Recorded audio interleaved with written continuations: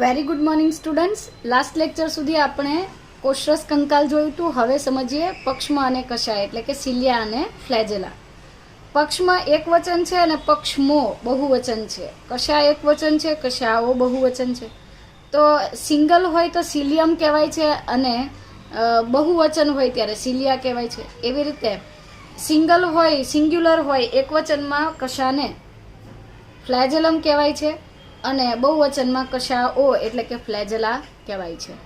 તો સિલિયમ અને ફ્લેજેલમ અથવા cilia and flagella are hair like outgrowths of the cell membrane એટલે કે તેઓ સેલ મેમ્બ્રેનના રસસ્તરના કોષરસ પટલના રોમમય બહિરુદ ભેદ છે. વાળ જેવા પ્રવર્ધો છે કે જે બહારથી દેખાય છે, પરંતુ જેમ આપણા વાળ પણ અંદરની તરફ મૂળ સુધી ખૂંપેલા છે એમ આ પણ અંદર સુધી ખૂંપેલા છે. પક્ષમાં અને કશા હોડીના હલેસા એટલે કે ઓર્સ જેવું કાર્ય કરે છે, જે કોષને તેની આજુબાજુ જોવા મળતા પ્રવાહીની ગતિમાં સહાય કરે છે. તો કોષને પોતાની ગતિ કરવામાં મદદ કરે છે. કશાએ પક્ષમની કમ્પેરિઝનમાં ફ્લેજેલા જે છે એ સિલિયાની કમ્પેરમાં તુલનાત્મક રીતે એટલે કે કમ્પેરેટિવલી લાંબી હોય છે અને તે કોષીય ગતિ એટલે કે સેલ્યુલર મુવમેન્ટ માટે રિસ્પોન્સિબલ છે. આદિકોષ કેન્દ્રીય કોષો એટલે કે બેક્ટેરિયામાં જોવા મળતી કશા એ રચનાત્મક રીતે પ્રોકેરિયોટિક સેલની જે કશા છે ફ્લેજેલા છે એ યુકેરિયોટિક સેલની ફ્લેજેલા કરતાં ડિફરન્ટ હોય છે. મતલબ કે પક્ષમાં અને કશા જે છે એ સુકોષ કેન્દ્રીય કોષોમાં પટલથી આવૃત અંગિકાઓ છે અને એ રસસ્તરનું એક આવરણ ધરાવે છે, જ્યારે પ્રોકેરિયોટિક સેલ્સમાં સિલિયા અને ફ્લેજેલા પટલથી આવૃત હોતી નથી. ઇલેક્ટ્રોન માઇક્રોસ્કોપિક સ્ટડીઝ પરથી એટલે કે ઇલેક્ટ્રોન માઇક્રોસ્કોપિક અભ્યાસ પરથી ખબર પડી કે પક્ષમાં તથા કશા જીવરસથી અથવા જીવરસ પટલથી પ્લાઝમા મેમ્બ્રેનથી કવર્ડ હોય છે, આવૃત હોય છે.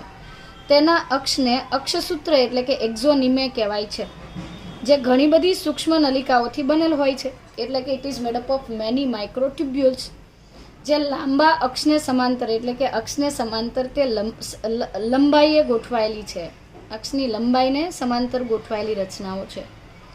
અક્ષસૂત્ર અથવા એક્ઝોનિમના કેન્દ્રમાં બે કેન્દ્રસ્થ સૂક્ષ્મ નલિકા એટલે કે માઇક્રોટ્યુબ્યુલ આવેલ હોય છે અને પરિઘ તરફ નવજોડ સૂક્ષ્મ નલિકાઓ આવેલી હોય છે. આ અક્ષસૂત્રની સૂક્ષ્મ નલિકાની આવી ગોઠવણીને 9+2 અરેન્જમેન્ટ કહેવાય છે. સેન્ટ્રલ ટ્યુબ્યુલ એ સેતુ દ્વારા જોડાયેલ તેમજ કેન્દ્રસ્થ આવરણ વડે પણ ઘેરાયેલ હોય છે, જ્યારે પરિઘની જે નલિકાઓ છે એ પરિઘીય નલિકાઓ પ્રત્યેક જોડ સાથે ત્રિજ્યાવર્તિક તંતુ એટલે કે રેડિયલ સ્પોકથી જોડાયેલ હોય છે અને આ રીતે દરેક જોડના 9 જોડ છે તો 9 રેડિયલ સ્પોક્સ બને છે. અને એનું આપણે ડાયગ્રામેટિક રિપ્રેઝન્ટેશન જોઈએ કે આકૃતિમાં કેવું દેખાય. તમે જોઈ શકો છો કે આ પક્ષમાં અને કશા. તો પક્ષમાંની અંતસ્થ રચના જે છે એની અંદર આ બહારનું આવરણ છે જે કોષરસ પટલ છે. It is made up of plasma membrane એટલે કે એ કોષરસ પટલથી બનેલું છે. અને પરિઘના ભાગે આવેલી આ 9 ડબલેટ્સ છે. આ રેડ અને બ્લેક કલરની નલિકાઓ મેં અહીંયા ઝૂમ કરી છે. રેડ કલરની નલિકાને એ નલિકા કહેવાય છે, જેના 2 આર્મ હોય છે, 2 હસ્ત હોય છે. એક 3 ત્રિશાખિત છે અને એક દ્વિશાખિત છે, જ્યારે બી નલિકા એ કોઈ પણ પ્રકારનો આર્મ ધરાવતી નથી. તો એ અને બી નલિકાઓ જે છે એવી રીતે એ અને બી નલિકાઓ સેન્ટરમાં એટલે કે મિડલમાં પણ ગોઠવાયેલી જોવા મળે છે. મિડલમાં અથવા કેન્દ્રસ્થ ભાગની એ અને બી નલિકાઓ પણ ટ્યુબ્યુલિન પ્રોટીનની બનેલી સ્થિતિસ્થાપક નલિકાઓ છે, જેની લંબાઈમાં ચેન્જીસ થઈ શકે છે અને તેઓ સેન્ટ્રલ શીથ એટલે કે કેન્દ્રસ્થ આવરણથી ઢંકાયેલી હોય છે. આવી નલિકાઓની 9 જોડ પરિઘના ભાગે ગોઠવાયેલી છે. ચાલો જોઈએ. 1 2 3 4 5 6 7 8 અને 9. આપણે આટલેથી સ્ટાર્ટ કર્યું હતું. તો આ 3 છે, આ બીજી 3 અને આ ત્રીજી 3. તો આવી 9 જોડ નલિકાઓ પરિઘના ભાગે છે અને બાકીની 2 નલિકાઓ જે છે એ મધ્ય ભાગે અથવા કેન્દ્રસ્થ ભાગે હોય છે. આ ગોઠવણીને 9+2 અરેન્જમેન્ટ કહેવાય છે. એક ડબલેટની એ નલિકા એટલે કે એક ડબલેટની રેડ નલિકા બીજી ડબલેટની બ્લેક નલિકા સાથે જોડાય છે. તો એ નલિકા બી નલિકા સાથે જોડાય છે. એની વચ્ચે આ જે રચના છે તેને ત્રિજ્યાવર્તી તંતુ અથવા રેડિયલ સ્પોક કહેવાય છે. આને ત્રિજ્યાવર્તુ આંતરદ્રિકીય સેતુ એટલે કે લિંકર્સ કહેવાય છે. તો આ બે ડબલેટની વચ્ચેનો લિંકર એટલે કે આંતર ડબલેટ લિંકર, ડબલેટ એટલે દ્વિકીય જોડ, તો આંતર જોડ સેતુ છે અથવા તો આંતરદ્રિકીય લિંકર છે. જ્યારે દરેક નલિકાની ડબલેટ જે છે આ દરેક જોડમાંથી એક ત્રિજ્યાવર્તી તંતુ નીકળે છે જેને રેડિયલ સ્પોક અથવા ત્રિજ્યાવર્તી તંતુ કહેવાય છે. આ તંતુની મદદથી તે સેન્ટ્રલ શીથ બાજુ લંબાય છે અને જોડાણ સાધે છે. તો આ પ્રકારની રચના જે છે એ પક્ષ્મ અને કશાના તલસ્થ પક્ષ્મ અને કશાના અક્ષસૂત્રમાં થાય છે. અક્ષસૂત્ર શું છે? પક્ષ્મ અને કશાનો બહારથી દેખાતો વાળ જેવો ભાગ, શાફ્ટનો ભાગ છે, એમાં આવી ગોઠવણી હોય છે. જ્યારે તલસ્થ કાય તો અંદર હોય છે અને એની અંદરની ગોઠવણી જુદી હોય છે. દરેક પક્ષ્મ અને કશા સામાન્ય રીતે 3 રચનાઓ ધરાવે છે. એક તો છે અક્ષસૂત્ર કે જે બહારથી દેખાય છે. એક રચના જે છે તેને આપણે અક્ષસૂત્ર કહીએ છીએ, એક્ઝોનિમે કહીએ છીએ કે જે બહારથી દેખાય છે. ત્યાર પછીનો ભાગ જે છે તલકાય અથવા તલસ્થ કાય છે કે જે અંદર ખૂંપેલો હોય છે પરંતુ દેખાતો નથી. અને તેના તલસ્થ ભાગે રાઇઝોપ્લાસ્ટ અથવા રૂટલેટ્સ એટલે કે મૂલીય ભાગો આવેલા હોય છે જે મૂળ જેવી રચનાઓ છે. તો અક્ષસૂત્રની અંદર ટ્યુબ્યુલિન નલિકાઓ 9+2 અરેન્જમેન્ટ ધરાવે છે. કેન્દ્રસ્થ નલિકાઓ જે છે એ જોડમાં નથી હોતી, એ સ્વતંત્ર નલિકાઓ છે. તો કેન્દ્રસ્થ નલિકાઓ એકબીજા સાથે બ્રિજથી, સેતુથી જોડાયેલી છે. તેમજ સેન્ટ્રલ શીથ એટલે કે આવરણથી ઘેરાયેલ હોય છે, જે આપણે આકૃતિમાં જોયું છે. પરિઘીય નલિકાની પ્રત્યેક જોડ સાથે તેઓ રેડિયલ સ્પોક વડે જોડાયેલ હોય છે. એટલે કે પરિઘીય નલિકાની ડબલેટમાંથી નીકળતા રેડિયલ સ્પોક કેન્દ્રસ્થ નલિકા સાથે જોડાય છે. આ રીતે 9 ત્રિજ્યાવર્તી તંતુ અથવા તો 9 રેડિયલ સ્પોક્સ જે છે એ નીકળતા હોય છે અથવા બનતા હોય છે. ત્યાર પછી પરિઘીય જોડ પણ એટલે કે પરિઘના ભાગે આવેલી જોડ પેરિફેરલ ડબલેટ્સ પણ એકબીજા સાથે આંતરદ્વિકીય સેતુ કે તંતુકો એટલે કે આંતરદ્વિકીય લિંકર્સ વડે જોડાયેલ હોય છે. બંને પક્ષ્મ અને કશા તારા કેન્દ્રના તલકાય જેવી રચનામાંથી ઉદ્ભવે છે. સેન્ટ્રિયોલ લાઇક સ્ટ્રક્ચર્સ છે. મતલબ કે પક્ષ્મ અને કશાના તલકાય અને સેન્ટ્રિયોલ બંને એક જ સરખી રચના ધરાવે છે, જેમાં 9+0 અરેન્જમેન્ટ હોય. 9+0 અરેન્જમેન્ટ છે જેમાં 9 ત્રેખડો, 9 ટ્રિપલેટ્સ હોય. પરિઘના ભાગે 9 નલિકાઓ ગોઠવાય, A, B અને C. અને વચ્ચેના ભાગે પ્રોટીનનો એક મધ્યદંડ હોય છે. આવી જે 2 નલિકાઓ A અને B નલિકા હતી એ હોતું નથી. તો એ તારા કેન્દ્ર સમજીએ ત્યારે ભણીશું. એ નલિકા જે છે it is present with 2 arms, જેમાં બહારના પરિઘ તરફના આર્મમાં 3 શાખાઓ હતી અને કેન્દ્ર અથવા તો વચ્ચેના અંદર તરફના ભાગમાં 2 શાખાઓ હોય છે. જ્યારે બી નલિકા જે છે ઇટ ઇઝ વિધાઉટ આર્મ્સ, એને કોઈ આર્મ્સ અથવા તો હસ્ત હોતા નથી. સૂક્ષ્મ નલિકાઓ ટ્યુબ્યુલિનની બનેલી હોય છે જે સ્નાયુના એક્ટિન પ્રોટીન જેવી હોય છે. સ્નાયુ કોષોમાં જોવા મળતું એક્ટિન પ્રોટીન એ કોન્ટ્રાક્ટાઇલ પ્રોટીન છે અને ટ્યુબ્યુલિનની બનેલી નલિકાઓ છે એ પણ કોન્ટ્રાક્ટાઇલ હોય છે. જે પૈકી એ નલિકાઓ એન્ઝાઇમેટિક પ્રોટીન ડાયનિનથી બનેલી હોય છે. એ નલિકાઓ જે છે એ ડાયનિન પ્રોટીનથી બનેલી હોય છે, જે સ્નાયુ કોષમાં આવેલા માયોસિન તંતુક જેવી રચના છે. ડાયનિન પ્રોટીન જે છે એ એટીપીનું જળ વિભાજન કરી શકે છે અને ઉર્જા મુક્ત કરવાની ક્ષમતા ધરાવે છે. આ રીતે તે પક્ષમીય હલનચલનમાં ઉપયોગી છે. જેવી રીતે માયોસિન તંતુક જે છે એટીપીનું જળ વિભાજન કરી સ્નાયુનું સંકોચન માટે ક્રોસ બ્રિજ, ત્રાંસા સેતુ બનવામાં મદદ કરે છે કે જે તમે આગળના ચેપ્ટર્સમાં ભણશો. એવી જ રીતે પક્ષમ અને કશાના હલનચલન માટે એ નલિકાનું ડાયનિન પ્રોટીન જે છે એ ઉત્સેચકીય પ્રોટીન તરીકે વર્તે છે. હવે સમજીએ બેઝલ બોડી. પક્ષમ અને કશાનો બેઝલ બોડી અથવા તલસ્થ કાય, જેને બેઝલ ગ્રેન્યુલ અથવા બ્લિફરોપ્લાસ્ટ કે કાઇનેટોઝોમ તરીકે પણ ઓળખવામાં આવે છે. બેઝલ બોડી અથવા બેઝલ ગ્રેન્યુલ કે જેને બ્લિફરોપ્લાસ્ટ કે કાઇનેટોઝોમ કહેવાય છે એ ગુજરાતીમાં તલસ્થ કાય કહેવાય છે. તલસ્થ કાય પણ મેમ્બ્રેનલેસ એટલે કે પટલવિહીન રચના છે, જે કોઈ કોષરસ પટલથી ઘેરાયેલ હોતી નથી અને તે પક્ષમાં કોષરસ પટલની તરત નીચે ગોઠવાયેલી રચના છે. આ પટલવિહીન રચના છે basal body, and it is very similar to that of centriole. તારાકેન્દ્ર જેવી જ કોપી છે. તારાકેન્દ્રમાં જેમ 9 ત્રેખડો અને મધ્યસ્થ દંડ આવેલો છે, એવી જ રીતે બેઝલ બોડીમાં પણ પ્રોટીનની બનેલી ટ્યુબ્યુલિનની 3 નલિકાઓ એટલે કે 9 ત્રેખડો પરિઘના ભાગે ગોઠવાય છે અને કેન્દ્રસ્થ દંડ અથવા મધ્યસ્થ દંડ સાથે જોડાઈને તે ગાડાના પૈંડા જેવી રચના એટલે કે કાર્ટ વ્હીલ સ્ટ્રક્ચર બનાવે છે. આ બેઝલ બોડીની નીચેનો ભાગ એટલે રૂટલેટ અથવા રાઇઝોપ્લાસ્ટ. રૂટલેટ અથવા રાઇઝોપ્લાસ્ટ જે છે એ મૂળ જેવી રચના છે, એટલે કે જેમ મૂળમાંથી આખું પ્રરોહતંત્ર પાંગરે છે, સપોર્ટ કરે છે, એમ રૂટલેટ જે છે એ બેઝલ બોડી એટલે કે તલસ્થ કાય અને અક્ષસૂત્રને મદદ કરે છે.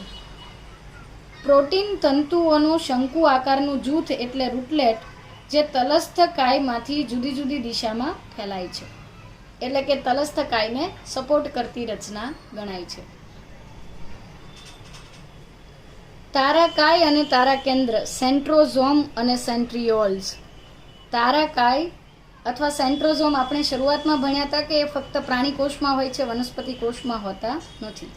સેન્ટ્રોઝોમ એક એવી અંગિકા છે કે જે 2 નળાકાર રચનાઓના જોડાણથી બને છે, જેને તારાકેન્દ્ર કહેવાય. એટલે કે તારાકેન્દ્રના 2 એકમો એકબીજાને કાટખૂણે ગોઠવાય, એટલે કે આ એક તારાકેન્દ્રનો એકમ નળાકાર, આ બીજો નળાકાર એકમ, આ બંને એકમેકને કાટખૂણે ગોઠવાય ત્યારે તારાકાય બને છે, સેન્ટ્રોઝોમ બને છે. They are surrounded by amorphous pericentriolar materials. એટલે કે તારા કેન્દ્રની ફરતે અસ્ફટિકમય કોષરસ અથવા તો અસ્ફટિકમય પદાર્થ અમોર્ફસ પેરીસેન્ટ્રિયોલર મટીરિયલ્સ આવેલા છે અને જેને તારાવર્તુળ કહેવાય છે. એટલે ગુજરાતીમાં તારા કેન્દ્રની આસપાસનું જે મટીરિયલ કે જીવરસ છે દેટ ઇઝ નોન એઝ તારાવર્તુળ અથવા પેરીસેન્ટ્રિયોલર મટીરિયલ્સ તરીકે ઓળખાય છે. બંને તારા કેન્દ્ર તારાકાયમાં એકબીજા સાથે કાટખૂણે ગોઠવાયેલા હોય છે અને આ કાટખૂણે ગોઠવાતા દરેક તારા કેન્દ્રનું આયોજન, એની અંદર રહેલી ટ્યુબ્યુલિન પ્રોટીનની નલિકાઓની ગોઠવણી ગાડાના પૈંડા જેવી જ હોય છે, એટલે કે કાર્ટવ્હીલ સ્ટ્રક્ચર એમાં પણ જોવા મળતું હોય છે. તારા કેન્દ્ર પરિઘીય વિસ્તારમાં સરખા અંતરે ગોઠવાયેલા 9 ટ્યુબ્યુલિન સૂક્ષ્મ નલિકાની બનેલી સંરચના છે. તારા કેન્દ્ર જે છે એ પરિઘના વિસ્તારમાં આવેલી સરખા અંતરે ગોઠવાયેલ 9 ટ્યુબ્યુલિન સૂક્ષ્મ નલિકાથી બનતી રચના છે અને આ પ્રત્યેક નલિકા એટલે 9 નલિકા એટલે 9 છે એવું નહીં, આ 9 નલિકાઓ બીજી 3 નલિકાની એટલે પ્રત્યેક નલિકા ત્રેખડ સ્વરૂપે એ નલિકા, બી નલિકા, સી નલિકા, જેમાં એ નલિકા સૌથી લાંબી અને સી નલિકા સૌથી ટૂંકી હોય છે. તો પરિઘના ભાગે જેમ પેલા પક્ષમાં અને કશામાં ડબલેટ હતી, 2 નલિકાઓ હતી, એમ તારા કેન્દ્રની રચનામાં ત્રેખડો અથવા ટ્રિપલેટ આવેલી હોય છે. પ્રત્યેક ત્રેખડ અથવા ટ્રિપલેટ એકબીજા સાથે તંતુકો વડે જોડાયેલી હોય છે અને આમાં પણ ગાડાના પૈડા જેવી રચના થાય છે. તારા કેન્દ્ર જે છે એની ટ્રિપલેટ જે છે એ કેન્દ્રસ્થ ભાગે પ્રોટીનનો બનેલો એક દંડ આવેલો હોય છે, જેને મધ્યદંડ અથવા હબ કહેવાય છે. ત્રેખડો અથવા ટ્રિપલેટની પ્રત્યેક સૂક્ષ્મ નલિકા પ્રોટીનના બનેલા ત્રિજ્યાવર્તિક તંતુકો એટલે કે રેડિયલ સ્પોકની મદદથી તે મધ્યદંડ સાથે જોડાય છે. જેવી રીતે પક્ષમાં અને કશાના અક્ષસૂત્રની ડબલેટ હતી, એમ આમાં ડબલેટના બદલે ટ્રિપલેટ છે. એટલે આમાં ટોટલ 9 3 27 એટલે કે 9 તારી 27 નલિકાઓ થાય છે. પેલામાં 9 + 2 હતું, બટ 9 ડબલેટ્સ હતી એટલે 18 પરિઘમર્તી નલિકાઓ અને 2 કેન્દ્રમાં એટલે ટોટલ 20 નલિકાઓ થતી હતી. જ્યારે પક્ષમાં અને કશાના તલસ્થ કાય અને તારા કેન્દ્રની રચનામાં 27 ટ્યુબ્યુલિન નલિકાઓ આવેલી હોય છે. આ 27 ટ્યુબ્યુલિનની નલિકાઓ રેડિયલ સ્પોકની મદદથી એટલે કે ત્રિજ્યાવર્તી તંતુકની મદદથી કેન્દ્રસ્થ હબ સાથે જોડાય છે. તારા કેન્દ્ર જે છે એ પક્ષમાં અને કશાના તલસ્થ કાયની રચના કરે છે. આ ઉપરાંત તેનું મહત્વનું કાર્ય એ પણ છે કે તે પ્રાણી કોષોના વિભાજન દરમિયાન દ્વિધ્રુવીય ત્રાક તંતુ જે છે, સ્પિન્ડલ ફાઇબર્સ જે છે, એનું સંચાલન કરવાનું કાર્ય કરે છે. મુખ્ય પટલમય અંગિકાઓ પછી ખૂબ મહત્વની અંગિકા અથવા રચના સમજીએ કોષ કેન્દ્ર, દેટ ઇઝ ન્યુક્લિયસ. કોષમાં રહેલી બધી જ કોષના કોષરસમાં ચાલતી બધી જ ક્રિયાનું નિયમન ન્યુક્લિયસ એટલે કે કોષકેન્દ્ર દ્વારા થાય છે. 1831માં રોબર્ટ બ્રાઉને કોષની અંગિકા તરીકે કોષકેન્દ્રનું વર્ણન કર્યું હતું. અને ત્યાર પછી કોષના કેન્દ્રમાં રહેલા રંગસૂત્ર દ્રવ્યને ફ્લેમિંગ દ્વારા અભિરંજિત કરવામાં આવ્યા. ફ્લેમિંગ નામના વૈજ્ઞાનિકે આલ્કલીય અભિરંજક બેઝિક અભિરંજકથી તેને અભિરંજિત કર્યા અને જે રચના જોવા મળી એને ક્રોમા પરથી ક્રોમેટિન અથવા રંગસૂત્ર દ્રવ્ય નામ આપ્યું. ક્રોમાનો અર્થ થાય છે રંગીન અને ટીનનો અર્થ થાય છે સૂત્રમય રચના. તો ક્રોમેટિન જે છે એ રંગીન પદાર્થ છે અને એને ગુજરાતીમાં આપણે રંગસૂત્ર દ્રવ્ય તરીકે ઓળખીએ છીએ. આંતરાવસ્થા કોષની એક એવી અવસ્થા છે કે જ્યારે કોષનું વિભાજન નથી થતું. આમ છતાં ચયાપચયની દ્રષ્ટિએ ઇન્ટરફેઝ ખૂબ મહત્વની અવસ્થા છે, જેમાં લાંબો સમય સુધી કોષ રહેતો હોય છે. એટલે કોષનો લાંબો સમયગાળો જે છે એ ઇન્ટરફેઝમાં પસાર થાય છે. આંતરાવસ્થા એ એવી અવસ્થા છે કે જે દરમિયાન આંતરાવસ્થાનું કોષકેન્દ્ર કે જેનું વિભાજન નથી થતું, મતલબ કે એવો કોષ કે જેમાં વિભાજન નથી થતું, એ સ્થિતિએ કોષકેન્દ્રની અંદરનું દ્રવ્ય પુષ્કળ માત્રામાં ફેલાયેલું હોય છે અને એને કહેવાય છે રંગસૂત્ર દ્રવ્ય. આ રંગસૂત્ર દ્રવ્ય એ એક્સટેન્ડ થયેલું, વિસ્તરણ પામેલું, વિસ્તૃત થયેલું ન્યુક્લિયોપ્રોટીન તંતુ ધરાવે છે. આ ઉપરાંત કોષના કોષકેન્દ્રમાં આધારક દ્રવ્ય, જેમ કોષરસ આવેલો છે તેમ કોષના કોષકેન્દ્રમાં કોષકેન્દ્ર રસ આવેલો છે. તો કોષકેન્દ્રીય આધારક જે છે એ કોષકેન્દ્રીય આધારકમાં કોષ કેન્દ્રિકા અને ક્રોમેટિન એટલે કે રંગસૂત્ર દ્રવ્ય, કોષરસ આધારકમાં રંગસૂત્ર દ્રવ્ય અને કોષ કેન્દ્રિકા એવી બે જટિલ રચનાઓ આવેલી હોય છે. કોષકેન્દ્રિકા એક ગોળાકાર રચના છે જેના વિશે આપણે પછી સમજીશું. પહેલા સમજીએ કોષકેન્દ્ર પટલ. તો કોષકેન્દ્રની રચનામાં મુખ્ય 3 ઘટકો છે. આમ તો 4 ઘટકો: કોષકેન્દ્ર પટલ, ત્યાર પછી કોષકેન્દ્રનું આધારક એટલે કે ન્યુક્લિયોપ્લાઝમ. ન્યુક્લિયોપ્લાઝમની અંદર ક્રોમેટિન અને ન્યુક્લિયોલસ આવેલા છે. તો ક્રોમેટિન, ન્યુક્લિયોલસ, ન્યુક્લિયર એન્વેલપ અથવા ન્યુક્લિયર મેમ્બ્રેન અને ન્યુક્લિયોપ્લાઝમ, આ 4 રચનાઓ કોષકેન્દ્રમાં જોવા મળે છે.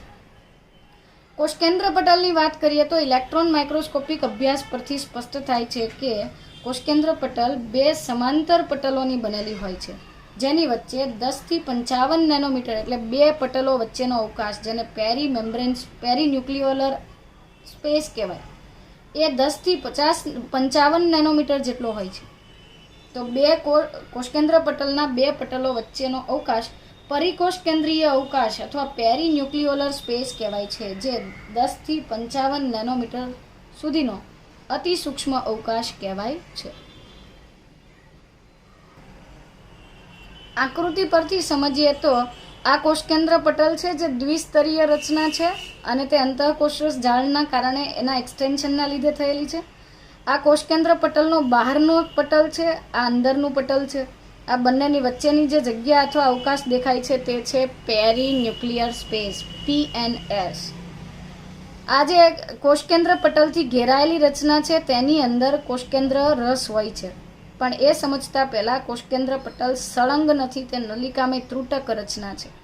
તેમાં રહેલા સૂક્ષ્મ છિદ્રો જે છે એ એના સળંગ ગોઠવણી કે રચનામાં અવરોધ સર્જે છે. તો કોષકેન્દ્રમાં વચ્ચે છિદ્રો છે જેને ન્યુક્લિયર પોર અથવા તો પોર કોમ્પ્લેક્સ કહેવાય છે.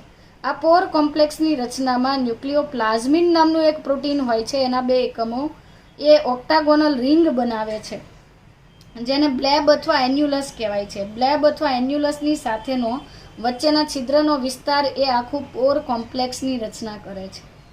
આ છિદ્રની મારફતે કોષકેન્દ્ર રસ અને કોષરસ વચ્ચે મટીરિયલ્સ એટલે કે દ્રવ્યોની અદલા બદલી શક્ય બને છે.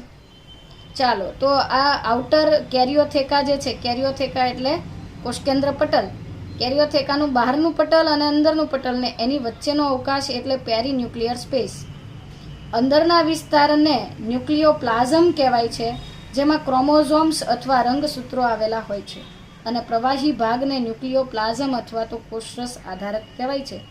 આ ઉપરાંત ઘટ્ટ અભિરંજિત થતી જે રચના છે તેને કોષ કેન્દ્રિકા તરીકે પણ ઓળખવામાં આવે છે. તો ન્યુક્લિયોલસ જે છે એ પણ કોષ કેન્દ્રની મહત્વની રચના છે. આ બધી જ રચનાઓ આપણે વારાફરતી સમજવાના છીએ. તો કોષકેન્દ્ર પટલમાં બે પટલો વચ્ચે 10 થી 55 નેનોમીટરનો અવકાશ હોય, જેને આપણે પેરીન્યુક્લિયર સ્પેસ કહીએ છીએ. આ પટલ કોષકેન્દ્રમાં જોવા મળતા દ્રવ્યો અને કોષરસમાં જોવા મળતા દ્રવ્યો વચ્ચેનું અવરોધન કરે છે, મતલબ કે દ્રવ્યોને એકબીજા સાથે ભળી જતા અટકાવે છે. બાહ્ય કોષ કેન્દ્ર પટલ સામાન્ય રીતે અંતઃકોષરસ જાળથી સળંગ હોય છે, કારણ કે તેના પર રિબોઝોમ્સ પણ જોવા મળે છે ને એટલે એવું લાગે છે કે એ અંતઃકોષરસ જાળ સાથે સંકળાયેલી સળંગ રચના છે. કોષકેન્દ્ર પટલ પર નિશ્ચિત સ્થાન પર એટલે કે ઘણી બધી જગ્યા પર છિદ્ર બનવાના લીધે કોષકેન્દ્ર પટલની સળંગ રચના અવરોધરૂપ બને છે, એટલે કે અસતત રચના બને છે. કોષકેન્દ્ર પટલ સળંગ હોવાના બદલે એ ત્રુટક રચના છે, કારણ કે છિદ્રો આવેલા છે. આ છિદ્રો કોષકેન્દ્રના બંને પટલોના જોડાણથી એટલે કે મેમ્બ્રેન્સના કનેક્શનથી બને છે. સામાન્ય રીતે આ છિદ્રો જે છે એ 300 એંગસ્ટ્રોમથી 1000 એંગસ્ટ્રોમ જેટલો વ્યાસ ધરાવતા હોય છે. અને આ છિદ્ર જે છે એ ઓક્ટાગોનલ એન્યુલસ અથવા બ્લેબ ધરાવે છે. પેલી જે બ્લેબ અથવા એન્યુલસની જે અષ્ટકોણીય રિંગ છે એ ન્યુક્લિયોપ્લાઝમિન નામના પ્રોટીનથી બનેલી છે. આ ન્યુક્લિયોપ્લાઝમિન નામનું પ્રોટીન અને તેની સાથે છિદ્ર જે છે આ બંને મળીને ન્યુક્લિયર પોર અથવા કોષકેન્દ્ર છિદ્રની રચના કરે છે. આ કોષકેન્દ્ર પટલના છિદ્રો જે છે અથવા ન્યુક્લિયર પોર્સ જે છે, આ કોષકેન્દ્રના છિદ્રો જે છે તેની મદદથી આરએનએ અને પ્રોટીનના અણુ કોષકેન્દ્રમાંથી કોષરસમાં તેમજ કોષરસમાંથી કોષકેન્દ્રમાં અવર જવર પામી શકે છે. સામાન્ય રીતે એક કોષમાં એક જ ન્યુક્લિયસ હોય છે, પરંતુ એવું પણ નથી કે દરેક વખતે એક જ હોય. ઘણીવાર સંખ્યા બદલાતી રહી છે, એટલે કે કેટલાક એવા પણ સજીવો કે કોષો છે કે જેની અંદર કોષકેન્દ્રની સંખ્યા એક કરતાં વધારે હોય. જેમ કે સપુષ્પી વનસ્પતિમાં ઉચ્ચ કક્ષાની વનસ્પતિઓ આવૃત બીજધારીનો એન્ડોસ્પર્મ અથવા ભ્રૂણપોષ, રાઇઝોપસ ફૂગ, વાઉચેરિયા, ફિલારિયલ કૃમિ જે છે જેનાથી ફાઇલેરિયાસિસ અથવા તો હાથીપગો થાય છે એના માટેનો જવાબદાર કૃમિ, કંકાલ સ્નાયુના કોષો વગેરે કોષોમાં એક કરતાં વધારે કોષકેન્દ્ર આવેલા હોય છે. જ્યારે સસ્તનના રક્તકણો અથવા તો જે એરિથ્રોસાઇટ્સ છે અને વાહક પેશીધારી વનસ્પતિ, ખાસ કરીને આવૃત બીજધારી વનસ્પતિની ચાલની નલિકાઓ જે છે, એટલે કે જે અન્નવાહક પેશીની રચના છે કે જે ખોરાકનું વહન કરે છે, પર્ણ દ્વારા તૈયાર થયેલો ખોરાક ચાલની નલિકાની મદદથી મૂળ કે પ્રકાંડના અન્ય ભાગો સુધી વહન પામે છે. તો ચાલની નલિકામાં કોષકેન્દ્રનો અભાવ હોય છે, સસ્તનના રક્તકણમાં નથી હોતા અને વાહક પેશીધારી વનસ્પતિની ચાલની નલિકામાં પણ કોષકેન્દ્ર હોતા નથી. શું તમે માનો છો કે આ કોષોને જીવંત કહી શકાય? એક્ઝેક્ટલી કહી શકાય. જેમ કે મનુષ્યના રક્તકણમાં કોષકેન્દ્ર નથી હોતા, આમ તો સામાન્ય રીતે મનુષ્યના રક્તકણોનું નિર્માણ થાય છે ત્યારે તેમાં કોષકેન્દ્ર હોય છે, પણ જ્યારે તેઓ પરિપક્વ થાય છે ત્યારે તે કોષકેન્દ્ર એમાં અવનત થાય છે. કારણ પુખ્ત રક્તકણ હિમોગ્લોબિન નામનો પ્રોટીનનો મોટો વિશાળ અણુ ધરાવે છે.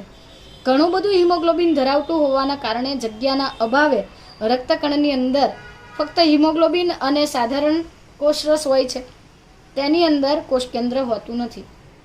બીજી વસ્તુ કે રક્તકણ જે છે સામાન્ય રીતે એમાં રહેલો હિમોગ્લોબિનને કારણે બીજા કોઈ કાર્ય કરતું નથી. સામાન્ય રીતે તે કાર્બન ડાયોક્સાઇડ અને ઓક્સિજન જેવા વાયુનું વહન કરે છે, અને એ તો ફક્ત તે આકર્ષણના ગુણને અનુસરે છે. એટલે કે રક્તકણમાં રહેલું હિમોગ્લોબિન ઓક્સિજન પ્રત્યે આકર્ષણ ક્ષમતા ધરાવે છે, અને એના કારણે એ ઓક્સિજનને અટ્રેક્ટ કરે છે અને કાર્બન ડાયોક્સાઇડને દૂર કરે. ઓક્સિજન અને કાર્બન ડાયોક્સાઇડ બંને પ્રત્યે તે આકર્ષણ ધરાવતું હોવાથી વાયુનો વિનિમય કરે છે, જેના વિશે તમે શ્વાસોચ્છ્વાસ અને વાયુની આપલે એવું એક ચેપ્ટર છે, એમાં વધારે ડિટેલમાં ભણશું. ચાલની નલિકા પણ ખોરાકનું વહન નીચેથી ઉપર અને ઉપરથી નીચે બંને ડિરેક્શનમાં કરી શકે છે, તો એ પણ જીવંત રચના છે. તો એ તમે વનસ્પતિની પેશીઓ વિશે ભણો છો ત્યારે તમારે અભ્યાસમાં આવે છે. ત્યાર પછીની વાત કરીએ કે કોષકેન્દ્રીય આધારક અથવા કેરિયોલિમ્ફ.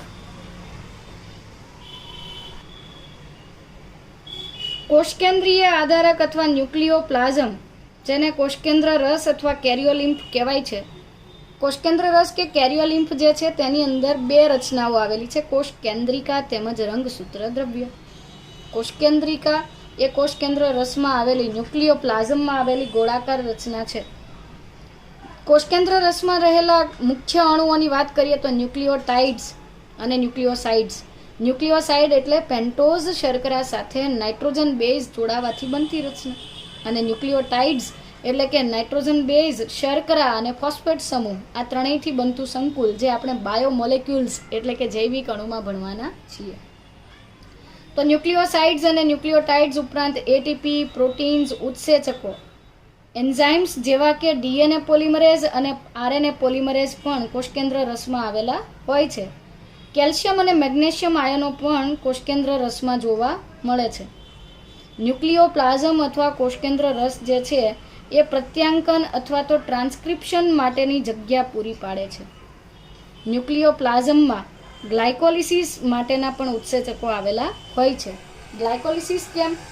કારણ કે કોષકેન્દ્રની અંદર પ્રત્યાંકન કે અન્ય પ્રક્રિયાઓ થવા ઉર્જાની જરૂર પડે છે. તો ગ્લાયકોલિસિસ એ ગ્લુકોઝનું વિઘટન છે, ગ્લુકોઝનું ઓક્સિડેશન છે.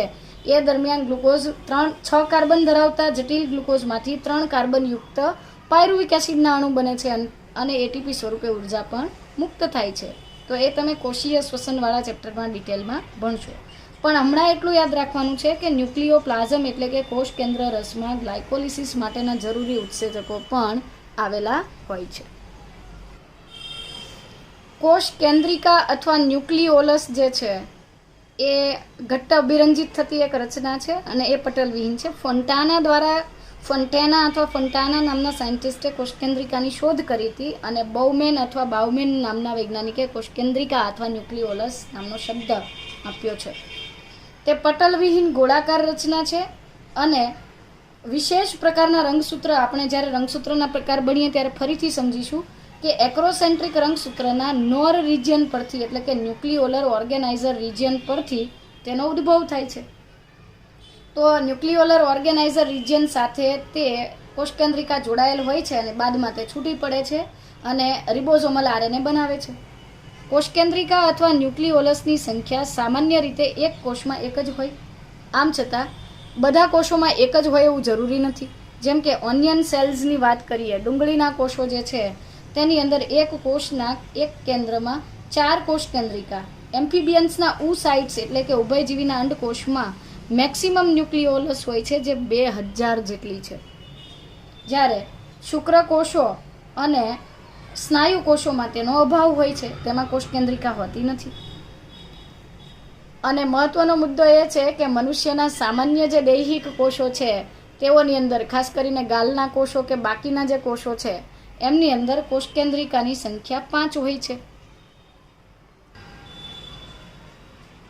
તો મનુષ્યમાં 5 કોષકેન્દ્રિકા હોય છે પ્રતિ કોષ. કોષકેન્દ્રિકાની જાળવણી માટે કેલ્શિયમ આયનો અનિવાર્ય છે. અને કોષ વિભાજનવાળું 10મું ચેપ્ટર ભણીશું ત્યારે વધારે સમજીશું કે પ્રોફેઝ અથવા પૂર્વાવસ્થા દરમિયાન તે અદૃશ્ય થાય છે અને અંત્યાવસ્થા દરમિયાન એટલે કે કોષકેન્દ્ર વિભાજનના અંતિમ તબક્કે કોષકેન્દ્રિકા ફરીથી દૃશ્યમાન બને છે. રાસાયણિક દ્રષ્ટિએ કોષકેન્દ્રિકા 85% જેટલું પ્રોટીન, 10% જેટલા આરએનએ અને 5% જેટલું ડીએનએ ધરાવે છે. કાર્યોની વાત કરીએ તો કાર્યોની દ્રષ્ટિએ કોષકેન્દ્રિકા અથવા nucleolus is commonly famous as ribosome factory of cell એટલે કે કોષમાં રિબોઝોમ બનાવતી ફેક્ટરી છે. એટલે કે તે રિબોઝોમ્સનું નિર્માણ કરે છે અને રિબોઝોમ્સના નિર્માણ માટે મહત્વનો ઘટક છે RNA, that is ribosomal RNA. તો રિબોઝોમલ આરએનએનું નિર્માણ માટેનું સ્થાન ન્યુક્લિયોલસ ગણાય છે. રંગસૂત્ર દ્રવ્ય અથવા ક્રોમેટિન ભણીએ જે કોષકેન્દ્રનો ફાઇનલ હિસ્સો છે.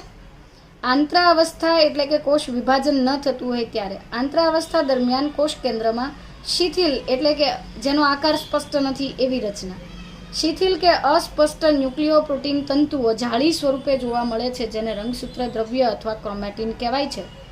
પરંતુ કોષ વિભાજનના વિવિધ તબક્કામાં કોષોમાં કોષકેન્દ્રના સ્થાને રંગસૂત્રીય દ્રવ્ય રંગસૂત્ર સ્વરૂપે જોવા મળે. ઇન શોર્ટ આટલું યાદ રાખો કે આંતરાવસ્થા દરમિયાન રંગસૂત્રનું જે રચના કરતું દ્રવ્ય છે ક્રોમેટિન છે, આંતરાવસ્થા દરમિયાન આકાર નથી ત્યારે તેને આપણે ક્રોમેટિન કહીશું જે ન્યુક્લિયોપ્રોટીનનું પુંજ અથવા તો ઝુમખું છે. અને જ્યારે કોષ વિભાજન થતું હોય ત્યારે વિવિધ તબક્કે તે આકાર ધારણ કરે છે. તો જ્યારે આકાર ધરાવતી રચના જે છે તેને આપણે ક્રોમોઝોમ અથવા રંગસૂત્ર કહીએ છીએ.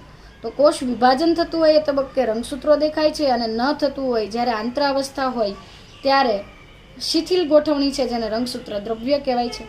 તો રંગસૂત્રની રચના કરતું જે ક્રોમેટિન મટીરિયલ છે તે ડીએનએ, આરએનએ, હિસ્ટોન અને બિન હિસ્ટોન પ્રોટીનથી બને છે. હિસ્ટોનના અણુઓ આલ્કલીય પ્રોટીન છે અને બિન હિસ્ટોન પણ મદદ કરતા અણુઓ છે.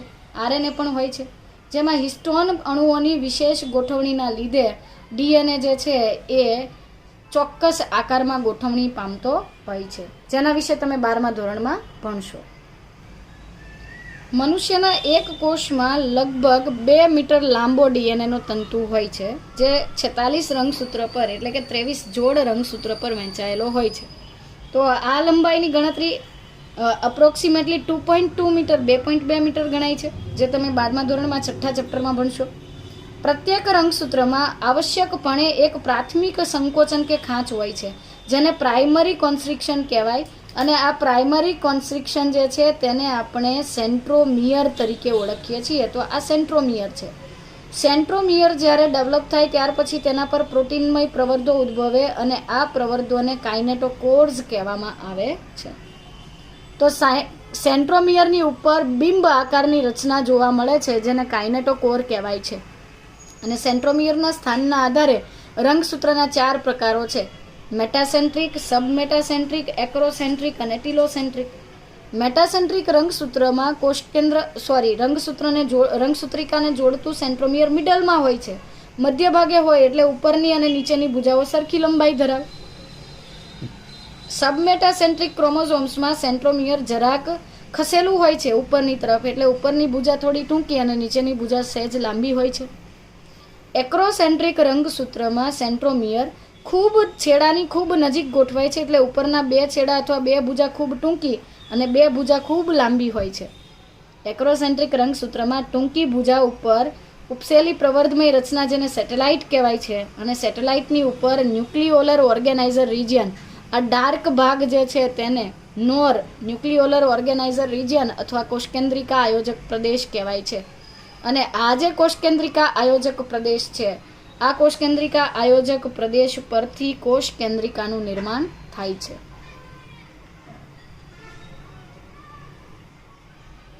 તો આ જે કોષકેન્દ્રિકા આયોજક પ્રદેશ છે એ એક્રોસેન્ટ્રિક રંગસૂત્ર પર જોવા મળતી રચના છે.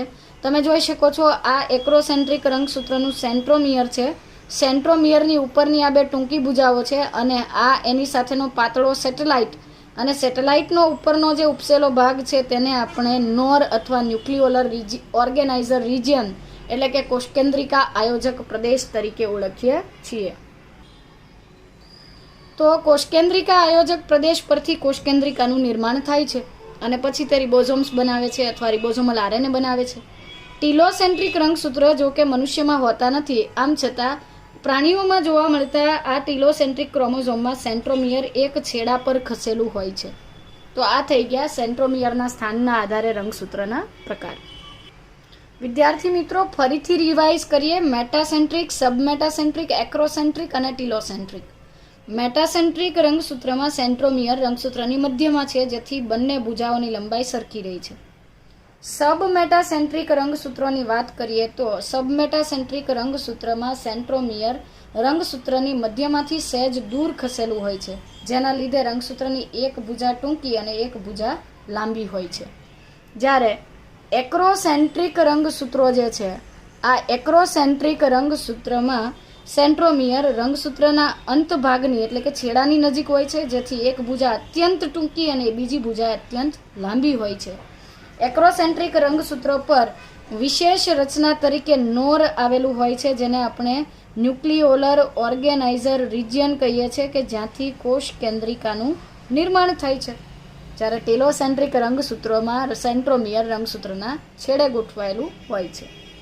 પછીનો પાર્ટ જે છે તેની અંદર આપણે રંગસૂત્રની રચના, કેટલાક વિશેષ પ્રકારના રંગસૂત્રો અને સૂક્ષ્મકાય રચનાઓ અથવા માઇક્રો બોડીઝ જે છે કે જે કેટલાક કોષોમાં કોઈ સ્પેસિફિક સેલ્સમાં પ્રેઝન્ટ હોય છે, બધા જ કોષોમાં તે હોતી નથી. આવી જે વિશેષ રચનાઓ છે જેમ કે ગ્લાયોક્સિઝોમ્સ, પેરોક્સિઝોમ્સ વગેરે જે બાબતો છે તેની ચર્ચા આપણે આના પછીના લેક્ચરમાં કરવાના છીએ.